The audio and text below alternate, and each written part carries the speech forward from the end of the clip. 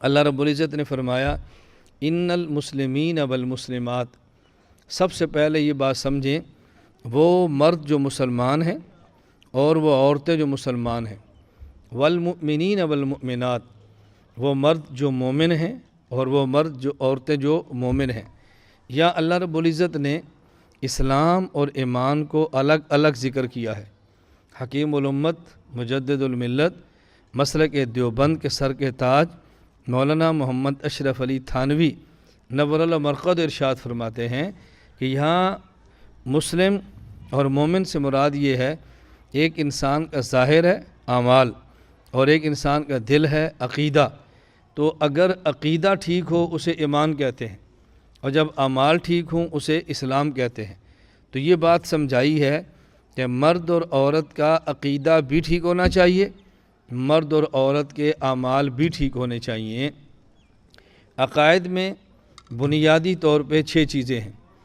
اللہ کی ذات کے بارے میں عقیدہ ٹھیک ہو، اللہ اکیلا ہے، اللہ تعالی ہمیشہ سے ہے، اللہ وحدہ لا شریک لہ ہے، اللہ تعالی ہمیشہ رہیں گے، نہ اللہ کا باپ اور ماں ہے، نہ ہی اللہ کی اولاد ہے، اللہ رب العزت نور ہیں، ہماری سمجھ سے ماوراء ہیں، ہماری سمجھ سے بالا تر ہیں، اللہ تعالیٰ ہر جگہ پر ہر بندے کے ساتھ موجود ہیں، اللہ تعالیٰ جسم سے پاک ہیں، اللہ تعالیٰ جسم کے اعضاء سے پاک ہیں، اللہ تعالیٰ سننے میں کان کے محتاج نہیں، اللہ تعالیٰ دیکھنے میں آنکھ کے محتاج نہیں ہیں، اللہ تعالیٰ بولنے میں زبان کے محتاج نہیں ہیں، اللہ تعالیٰ جسم اور اعضائے جسم ان تمام سے پاک ہے، اللہ تعالیٰ عالم الغیب ہیں، اللہ مختار کل ہیں، اللہ حاضر اور ناظر ہیں، اللہ رب العزت کی ذات قادر مطلق ہے، اللہ رب العزت کی ذات کے علاوہ کوئی قادر مطلق نہیں ہے، علم غیب اللہ کے علاوہ کسی کے پاس نہیں ہے، اختیارات اللہ کے علاوہ کسی کے پاس نہیں ہیں۔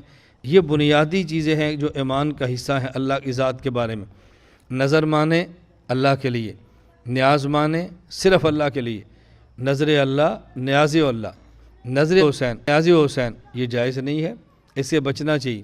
جب بھی کہیں یا اللہ مدد کہیں، یا رسول اللہ مدد کہنا یہ ٹھیک نہیں ہے، یا علی مدد کہنا یہ ٹھیک نہیں ہے۔ مشکل کشا اللہ سے کہیں، رسول مشکل کشا کہنا ٹھیک نہیں ہے، علی کو مشکل کشا کہنا یہ ٹھیک نہیں ہے، غوث اعظم کو مدد کے لیے پکارنا یہ ٹھیک نہیں ہے۔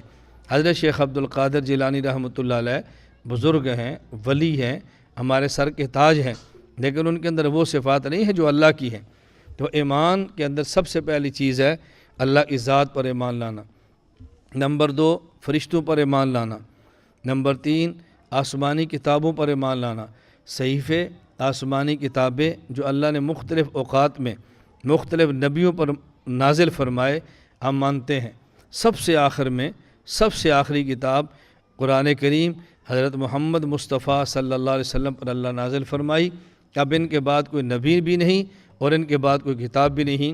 حضرت عیسیٰ علیہ السلام تشریف لائیں گے، نبی ہونے کے باوجود امتی کی حیثیت سے آئیں گے، اور حضور اکرم صلی اللہ علیہ وسلم کی شریعت پر عمل خود بھی کریں گے، اور امت کو بھی آخری پیغمبر کی شریعت پر عمل پیرا ہونے کے لیے مستقل محنت فرمائیں گے۔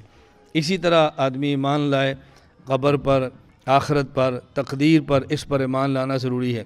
لا الہ الا اللہ، لا الہ الا اللہ، لا الہ الا اللہ، ما لنا رب سواه۔